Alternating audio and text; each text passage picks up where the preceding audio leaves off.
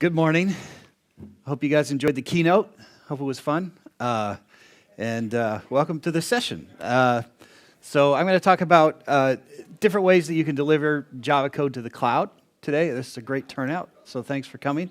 And I'll show you a couple of live examples. I'm going to show you how to deploy any code you have in Java to a virtual machine, and also how you can use an Eclipse plugin to publish to our SaaS offering, which is a web app. So I am a senior cloud developer advocate at Microsoft, and it's my job to go out and talk to communities about our software and our offerings, and also to get feedback from the community about what we have to offer and what we could do better. So questions and feedback, welcome. Well, let's get going. So today I'm just going to talk about different platform and deployment options you have on the cloud. We're going to talk about virtual machines, containers, and software as a service. I'm going to talk about some SDKs that we've built to help you make things a little easier, and a few other resources, and then Q&A. How many people have used a cloud here?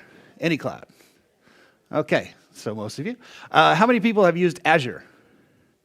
Just a few? Okay, cool. So we'll show some of the features you can use for Azure.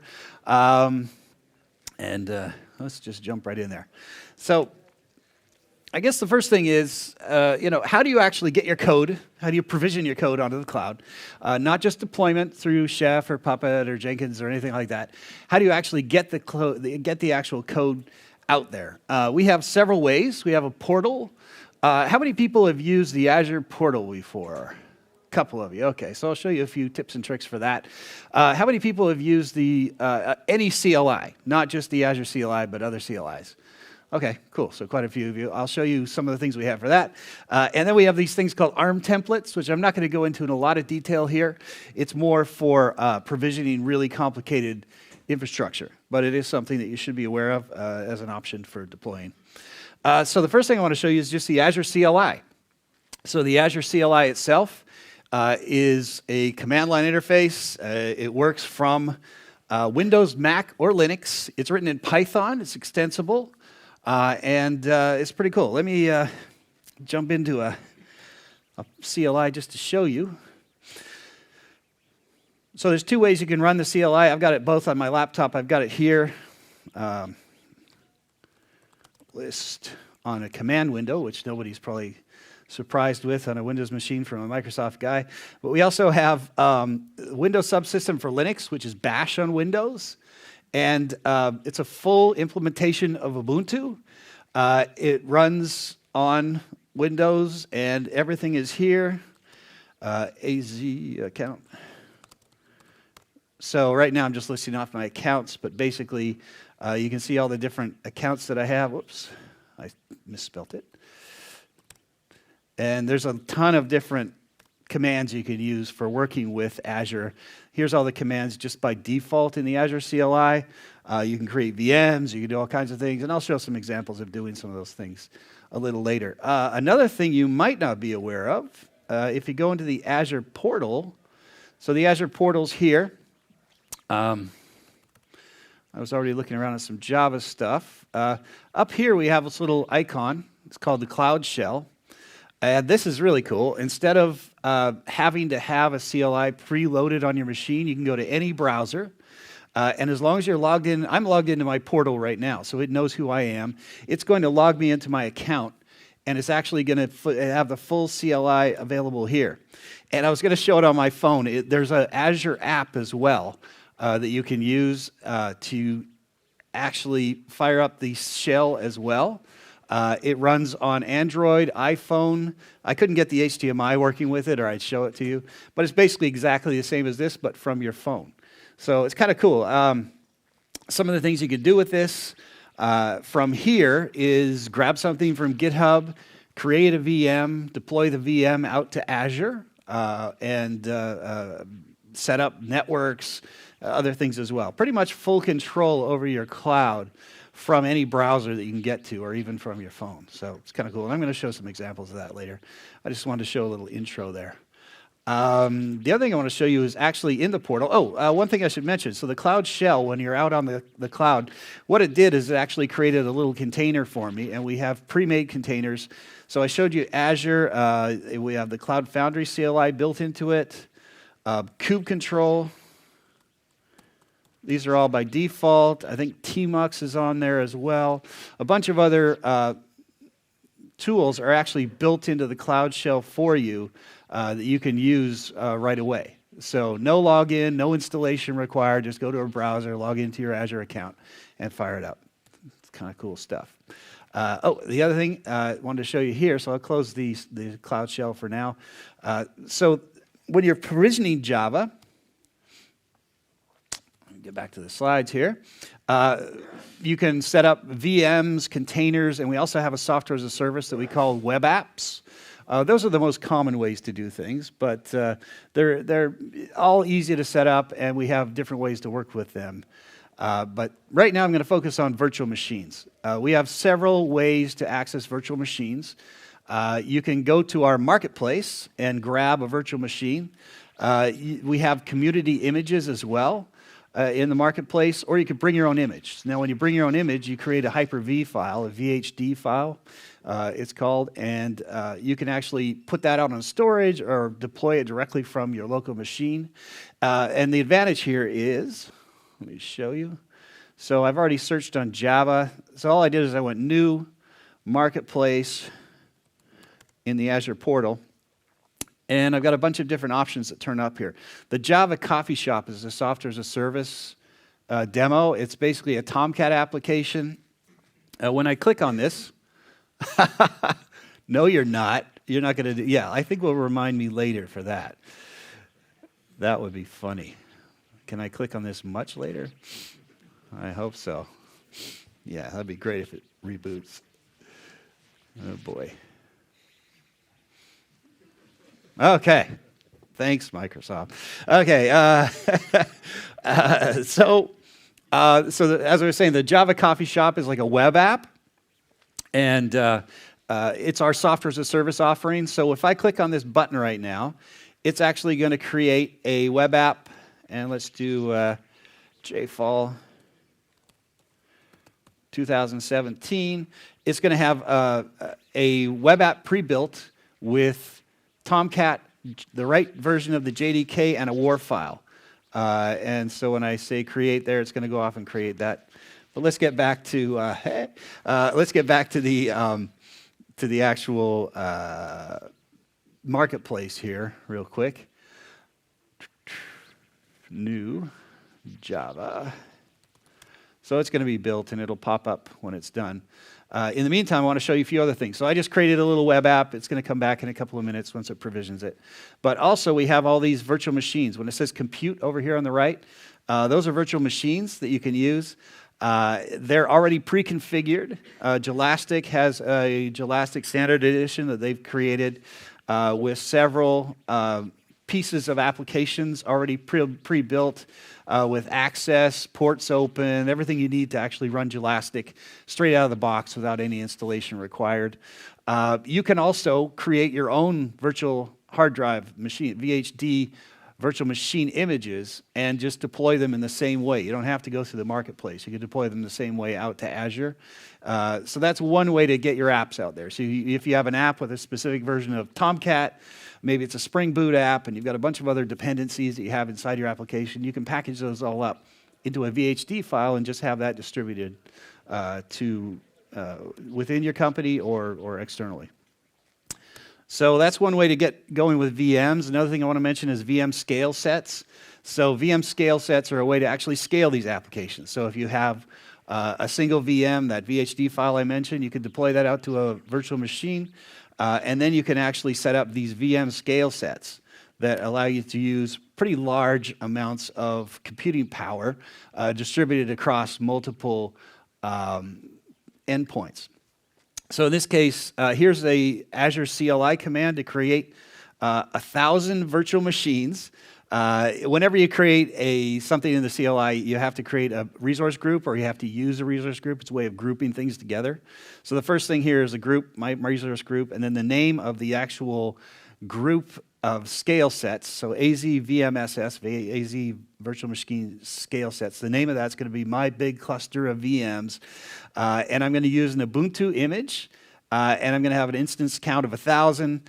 Load balancer is going to be default, and I have a subnet IP address. So it would actually implement this and set it up for you, and you'll get information about the actual implementation when it's done. So let me hop back here quick to my portal. Hopefully this is set up by now. Yeah, there we go. So the web app's there. That's the web app that I set up a little earlier. When I click here, it's going to actually open that web app. Eventually, it might take a little time to start in the first instance, so we'll get back to that. So when you set up these virtual machine scale sets, you have auto configure rules. You don't have to have 1,000 VMs running at once. In this case, here's an example of a VM that's set up. You can control this through the portal or through the CLI. Auto scale, minimum number of VMs. So if, in this case, my CPU goes over 75% on VM1, it'll generate VM2, the same copy, and add that to my virtual machine scale set. If that virtual machine drops below 25% CPU capacity, it'll actually shut it down and scale back my scale set. And so the idea here is you can scale this up to 1,000 VMs or down to 6 or whatever you need, and you don't have to pay for all 1,000 VMs at once.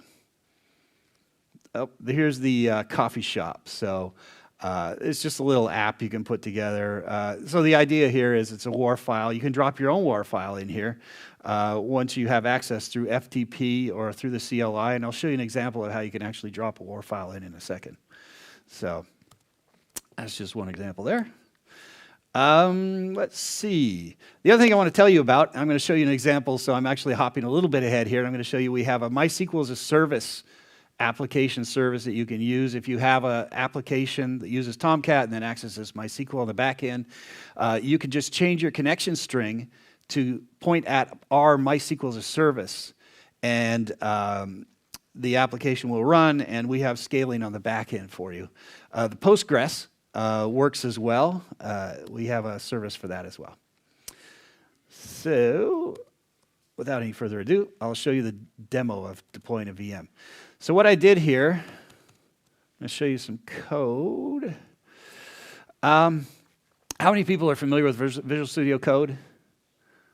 Okay, a few of you. So this is a text. I'm showing you right now some text inside a text editor called Visual Studio Code. It's a text editor that's free. It's open source. It runs on Windows, Mac, and Linux. We've got 1 million downloads of it so far. Visual Studio, don't get caught up on the name Visual Studio. It's not really part of the Visual Studio family. It's actually based on Atom. It's a pretty cool tool. You can use, it's actually the most popular Go editor. So for the Go language, even Google uses our Visual Studio Code to manage and test and demo code for Go.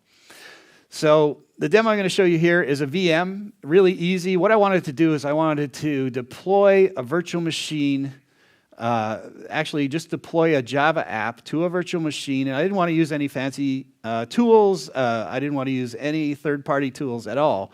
So I'm going to do this 100% in the Windows command line. You can also do it in Bash and Windows. But basically, what I did is there's an app that we use called Spring Boot To Do, and it uses a NoSQL compatible database that I'll talk about later on the back end. But what I did is I actually edited this a little bit so it uses MySQL on the back end, and it uses the MySQL service that I mentioned. There's a few code changes to do that, but you can find it on my GitHub at Spring Boot To Do. And then I set up an application properties file inside there and pointed a connection string at the MySQL service. Using just a standard MySQL connection string that is provided by the service that you use. And here's if I go into Azure, into my portal, where is it? There it is, BB MySQL demo. So this is the actual SQL Azure service that I've set up. If I click on connection strings, it'll actually set up the it'll give me the connection string that I need to connect to this database. But the other thing I need to do is I set up application security. So IP addresses have to be whitelisted to actually access this database. So if I hit on add my IP and hit save, it actually adds my current IP address in the local machine to the whitelist, and then restarts the SQL server, the SQL MySQL service for you. But I've already done that just for the interest of time. So that's basically what I did. I ran the app locally, and you just use Maven to generate this application. You generate a jar file, and then you run it here. The next thing I did is I went into the Azure CLI. I logged in to my account, and I created that resource group that I mentioned that you have to create for applications. And then I used the CLI to create the VM, AZ VM create. And the name of the VM is BB MySQL VM Demo 1. The location is East US 2. I should mention that, actually. Let's go here, Azure regions. So we have a ton of Azure regions. I like to look at this live because it actually changes all the time. So how many do we have here? We were bringing some online all the time. So we have 36 regions right now, and we're working on 6 other regions. Here they are. I used East US, which is right here. And when we say regions, it's not actually a physical location.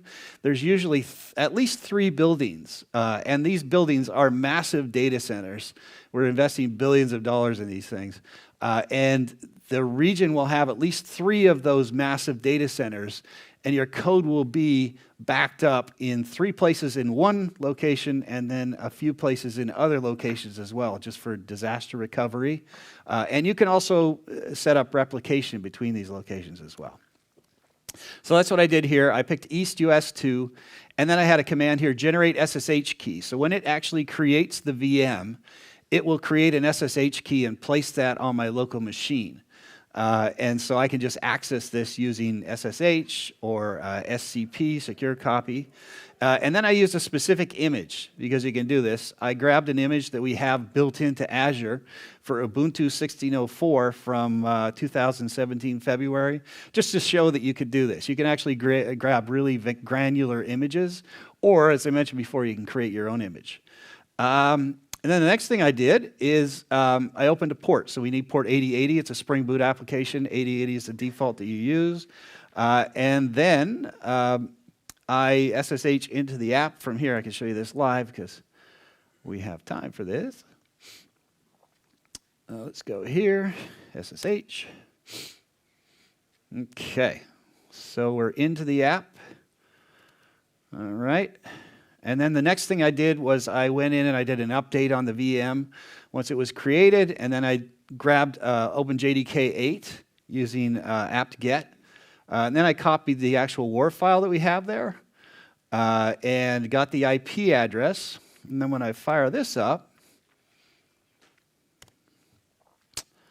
it actually runs the Spring Boot application. So I already did all the other stuff. It takes a while, so in the interest of time, I didn't want to do that here. But it'll be running in a second. So we're actually in the VM right now.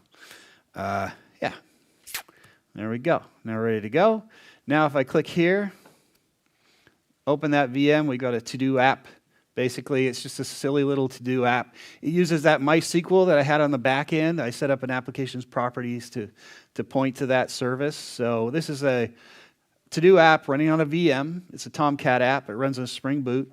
It's pointing at that MySQL database, and demo VM at jfall. And I can add that task, and it'll write it to the actual application. Come on, add task. There we go. So it's basically just a little demo. So it's really simple, bare bones. I didn't need to do anything except use my CLI. I had to have Maven installed and deploy out to Azure Cloud. And then if I go over here and I just shut that down, it doesn't work anymore. So that's it. So I just shut it down, but I could run tmux or something on that server to keep it going in perpetuity, which is kind of a cool thing to do as well. So that's a little bit about VMs. We also have containers. So how many people are working with containers? Okay, quite a few. How many people are putting containers in production? Okay, quite a few. That's good. You know, about like 6 months or a year ago, if I asked that, no one would put their hand up. So people are using containers in production. Awesome. So we have 3 ways to work with containers. We have Azure Container Service, which we have recently announced full Kubernetes support for, Azure Container Service. So the Azure Container Service itself, you can use Kubernetes, you can use DCOS or Swarm to orchestrate. It comes with a private registry we call Azure Container Registry. And basically the idea here is through the Azure CLI, we have full support and also the portal. You can set up a Kubernetes cluster through the CLI or the portal and deploy out to that cluster the way you would any other Kubernetes cluster. We also have this thing called Service Fabric, which is a way to actually provides a little more management of the operating system and the cluster itself. And then app service is our simplest example. And I'm going to show you something where you actually deploy to an app service using Eclipse. So app service, I showed you a little bit of that earlier with that coffee shop app. That was a way to go through the portal and set up a app service. It's a single container, in this case a Windows container, but we have Linux containers as well. And they're pretty easy to set up. So Service Fabric, as I mentioned, I want to add a little bit to this. You can use Windows and Linux containers, and it's a stateless microservice management system. It's self-repairing. You can do deployments and rollbacks and all kinds of things on top of your normal Kubernetes functionality. And you can deploy on Azure. We also have this thing called Azure Stack, which allows you to run Azure locally on premise, and it's an easy way to set that up, but we won't talk about that too much today. Azure App Service. So as I mentioned from earlier, that coffee shop app was a web app. We also have mobile apps, logic apps, and API apps that you can build. We have these all pre-configured. They're sandboxed, and they're ready to go. We manage the operating system of these for you. And all you have to do is deploy your code out to them. In this case, generally a WAR file you would deploy out to an app. We support .NET, Java, Node. We have auto patching, auto scale, so you don't have to worry about shutting things down and making sure that things are upgraded. We have multiple, when you create a web app, when I created that coffee shop app, as I mentioned before, it actually puts that app in multiple locations, and when we need to do an operating system update, that's all seamless and hidden behind the scenes. We'll do it one machine at a time. App service on Linux is kind of interesting for the Java world. Let me just go back into my portal for a second here. So if I want to say new in the portal, and I want to go to web and mobile, and I say web app for containers, I can create a web app here, and this is a Linux web app. Huh, that was already there. Let's see. There, it's okay now. I set up a service plan. I can configure the container. And the cool thing about this, so I mentioned before Azure Container Registry. It's a private registry for your Docker files. You can also go to the Docker Hub, and I can create a Tomcat image, and over here you'll see that it's a check mark, meaning that image already exists on the Docker Hub, or you can use a private registry, any registry that you might already have on-prem or elsewhere that's accessible by a URL and has a username and password. You can actually access that as well. So I can set up a Docker Hub, and it'll go ahead and it'll actually create a Linux container for me. Whoops. I guess I didn't have the right name. It'll actually create a Linux container for me using the Tomcat image from Docker Hub and have that up and running for me, similar to a web app, but controlled exactly the way I want it to based on the Docker Hub images that are out there. And if I don't like that particular app, I can customize my own and deploy it from a custom private registry or from Azure Container Registry, which is our managed private registry. So it's a little detail there. Azure SDKs and services. So when you're deploying your app out, you might want to do things to enhance the app as well. I showed the example of the VM where I created the MySQL service for the backend and then connected to that MySQL service. We also have a ton of other services. Media services, for example, that'll manage streaming and scaling and encoding of any videos or other media that you have that you want to distribute and deploy. We have Active Directory, of course, which is our identity solution used in most large companies. Azure Storage, Key Vault.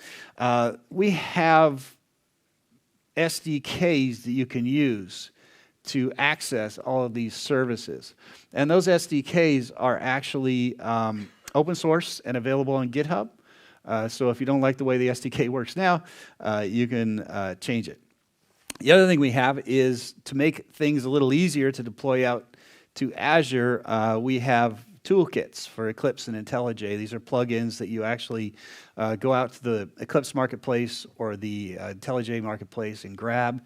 And those are free, those are open source, and those are available on GitHub as well.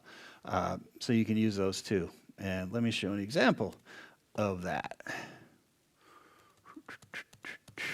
So, I'm in Eclipse right now. I've got an application here. It's just a silly little web project, but I wanted to show you. Let's see here. Hello. How do you say it? Is it Ede? Ede? I don't think I'll ever say it right. Ede? I hope I'm saying it right. Okay. I say Ede to some people, and they go, what? I say Ede a few times, and they go, oh, Ede, and they say it exactly, I think, the way I say it, but that's okay. Obviously not. Okay. So here's a little app. I just changed it a little bit, and I want to deploy this out to Azure. So I've already logged into my Eclipse account or my Azure account from Eclipse, and there's a few things I can do. I downloaded the toolkit. With this toolkit, I can configure this thing called Application Insights, which is a telemetry application we have. We provide an instrumentation key for you. You plug that instrumentation key into your application. The easiest way to do it is just drop it into your web apps folder, but you can also put it in different breakpoints in your application too. We have Docker support. You can publish this as a Docker container. In this case, I'm just going to publish it as an Azure web app. So similar to the one that I used for the coffee shop app earlier, I've got one already created here that I've been using for this. So what it's going to do is this little green bar here is telling me the progress of deployment. And we have really good internet here. We have wired internet, so this is awesome. I was showing this demo last week in another place, and it was really slow. So I'll get back to that. It's going to actually publish it. What it's doing right now is it's taking that little application, it's publishing it up as a container. It's actually going to deploy it to Azure. And I'm going to move on a little bit in the meantime. One of the other cool things we have, how many people here use MongoDB or some other NoSQL service? Okay, so a few of you. If you have any reliability issues or problems with it, we have a lot of customers who start using MongoDB on VMs because you can do that. We have VM images and you can deploy them out to Azure, start working with them that way. But we also have this thing called Cosmos DB. Cosmos DB is our NoSQL backend. It started as our NoSQL backend, actually, and it's gone on from there to be what we call a multi-model database. And what do we mean by that? Basically, there's several models you can use within Cosmos DB. You can use a MongoDB compatible API. So if you have a MongoDB application or Cassandra or some of the other ones, you can, if it's MongoDB compatible, basically, you can change the connection string and use Cosmos DB on the back end. It's hugely scalable. We have multiple locations all over the world, and you can use the different endpoints of our Cosmos DB to access things locally. So if you have something in Europe and something in the US, you can use our built-in endpoints to access those from your applications in those two different locations. And we also have a column family model for this database, so you can use documents, MongoDB, for example. You can also use tables, and we have this schemaless table thing. It's not quite SQL Server or Oracle or DB2. It's schemaless. It's still columns and rows, but you can add things easily and delete things. It doesn't necessarily enforce any relational rules. It's just an easy way to create tables that are bigger than key value pairs, but you might be using for multiple values. And then we have a graph API. So document DB I mentioned before, MongoDB, table storage, Gremlin Graph, and Spark are our current APIs that you can use with Cosmos DB. And we have really good SLAs for that. And it's managed by us, and you're really, really covered for any downtime or performance. Jet.com uses this. How many people know who Jet.com is? Okay, just one. It's a pretty big retailer in the U.S. It's actually owned by Walmart, and they use it for processing transactions on Walmart.com and a few other things. They scale up to 100 trillion transactions per day on Cosmos DB. We also use it for OneNote. So if anyone uses Microsoft OneNote on the back end, we actually use that for managing OneNote. We use our own version of Cosmos DB for that. Okay, so before I go into functions, let's just see. Okay, so this published, it went out to Azure. There we go. Hello, Ede. So, Ede. So basically, it just published out. When I go down here, it says published. So this is a simple example of what you can do with Eclipse. A little more complex example, of course, would be, it would take a little longer to deploy, but the nice thing is you can try it out here, and then just click the publish button, and it takes you directly to the app to see how things are going. Okay, so Azure Functions. How many people use functions on any cloud platform right now, like Lambda or AWS Lambda, something like that? Just a few of you? Okay, so we have Azure Functions, which are our serverless version of that. So our answer, I guess, to Lambda functions on AWS. And we have CI/CD support for that. And so what you can do with this actually is there's several triggers that you have. So let's say you have a Java application that you're using to write photos to storage. Okay, so you might be writing to Azure Storage or any other storage platform. In this case, you have triggers that would activate code. And this code doesn't have to be written in Java. You can access this code from Java, and you can set triggers from Java because we have a Java SDK and a Java API for this. But let's say you have a photo that gets posted to storage, and you want to generate multiple thumbnails of that photo. You don't actually have to write Java code to do that. You could if you want, but you can use our serverless function. The trigger would be posting something in storage, and then checking to see if it's a picture, and then the serverless function that's not written in Java would go out and generate multiple thumbnails of this image, depending on what sizes you wanted, and then post those back into storage. So that's just one example of the kind of things you can do with serverless functions. There's several others as well, and it's just a way of enhancing your Java applications. So you've got your Java app already, and by the way, you can use this function on if you have a Python app or a .NET or PHP or Java, the same function you can call with the trigger. So the trigger actually, basically the serverless function is sitting there watching the storage to see what happens. So if you post something into that storage from Python or anything else, the function will actually go, it'll be triggered and actually go and generate those thumbnails for you. It's kind of a cool way to build apps. A lot of people like AWS Lambda, and we're building something similar, hopefully better for us. The way it's better for us is we have Eclipse plugins, and we have a plugin for Visual Studio Code that I showed you earlier that allows you to test your serverless functions locally by accessing emulators that would actually run on Azure when you're ready. And then once you're ready and you're satisfied with the way it functions, you can deploy it out to Azure. We also have plugins for Jenkins. How many people here use Jenkins? Yeah, that's what I thought. A lot of people. Anybody who's using Jenkins, we actually have some cool plugins. We have 2 right now, actually 3. You can deploy things to Azure containers from Jenkins. We have a plugin that will allow you to do that and set up your Azure Container Service. Deploy directly to that. We also have one that allows you to deploy just to storage. So Azure Storage, it'll take any artifacts you have, it'll access your storage and just drop files in there like a file system.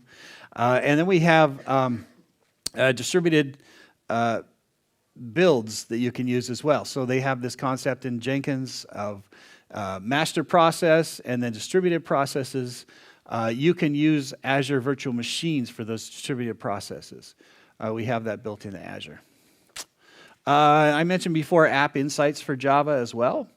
So we have App Insights that allow you to, as I mentioned, put the instrumentation key into the Web Apps folder in Tomcat, and it automatically generates a dashboard for you that you can use for telemetry in what we call Power BI, which is our dashboard solution. It's all free. The other thing, we have Visual Studio Team Services. Visual Studio Team Services is a cool way of managing multi-code projects. So if you have a project that has some Python, some Java, some .NET, you can actually organize and distribute the workload across different developers.